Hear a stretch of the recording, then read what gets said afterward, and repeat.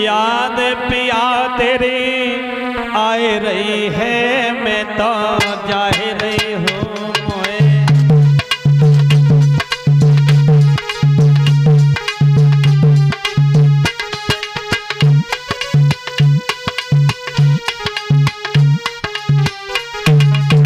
आज मेरे भैया वो दुखिया कह रही है, मोए याद पिया तेरी आए रही है, मैं तो जा रही हूँ मोए।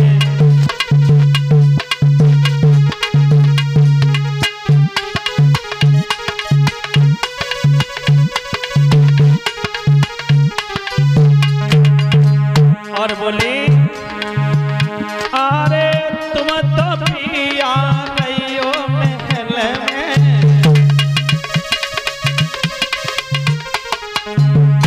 अरे तुम तो पिया गई हो महल में। क्या आज गम के गोता आए रही है, मैं तो जा रही हूँ।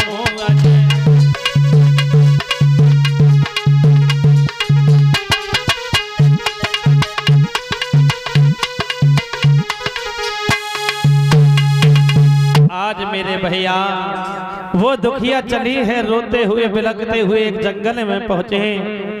जंगल में पहुंचने के बाद में फरिश्ते महाराज जैसे प्राणों को देना चाहती थी, लेकिन वहीं पर देव ऋषि बाबा नारद का आगमन हो गया। बोलिए संत भगवान की। जैसे नारद बाबा का आगमन हुआ उसी समय कहने लगे, बेटी सुनीति तो क्यों मरने के लिए आई है, क्या बात है, क्या कारण है?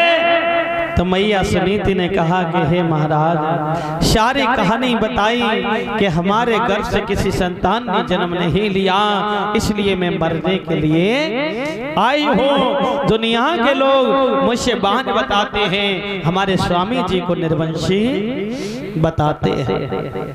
तो नारद बाबा कहने लगे, बेटे जा, लौट जा, मैं तुझे तो वचन देता हूँ कि तेरे पुत्र पैदा होगा।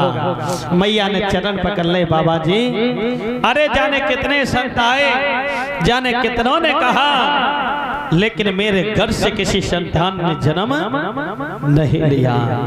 आज मेरे भैया नारद बाबा जो थे क्रोध में आकर के कहने लगे, सुन बेटी तू मुझे साधारण समझ रही है, सुन कि और बचन जाए और पर जाए फीका, और सत्य बचन पाथर गिरा।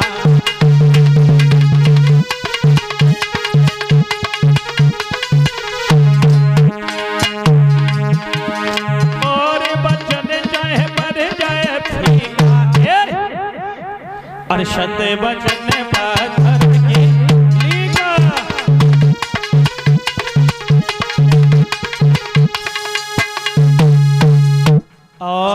बचने चाहे और पर जाए फीका, संत बचने पत्थर कीली का। कहा मैं देव ऋषि नारद हूँ, जा बेटी मैं तुझे वचन देता हूँ कि तेरे पुत्र पैदा होगा। मैया जो थी मेरे भैया वहां से चली, लौट करके आई और झोपड़ी में रहने लगे। जब झोपड़ी में रहने लगे उसके बाद समय बीता, लेकिन एक दिन की बात थी मेरे भैया कि राजा उत्तानपाद ने अपने मंत्री से कहा, ए मंत्री कहिए मैं मेरे अश्व को सजवाइएगा, घोड़े को। तैयार है घोड़ा तुम्हारा? कहाँ है? ये बना है तो घोड़ा का बच्चा भी साथ है, घोड़ा भी है, घोड़ा का बच्चा भी साथ है। हाँ हाँ घोड़े को सजवाइएगा।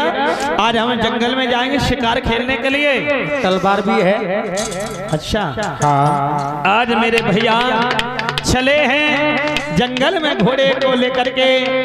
घोड़ा दौड़ रहा है, सारा दिन हो गया, लेकिन कोई भी शिकार नजर नहीं आया।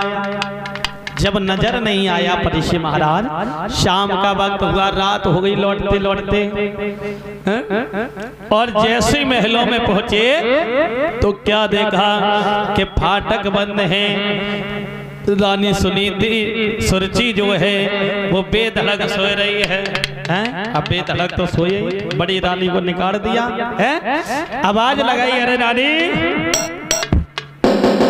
रानी, लेकिन रानी सुनता ओ रानी, रानी सोए नहीं, खर्राटे मारे सोए नहीं। रानी आज मेरे भैया राजा ने सोचा कि ये बहुत अच्छा मौका है अपनी बड़ी रानी से मिलने का। वहां से चले जीतू भैया, वहां से चले हैं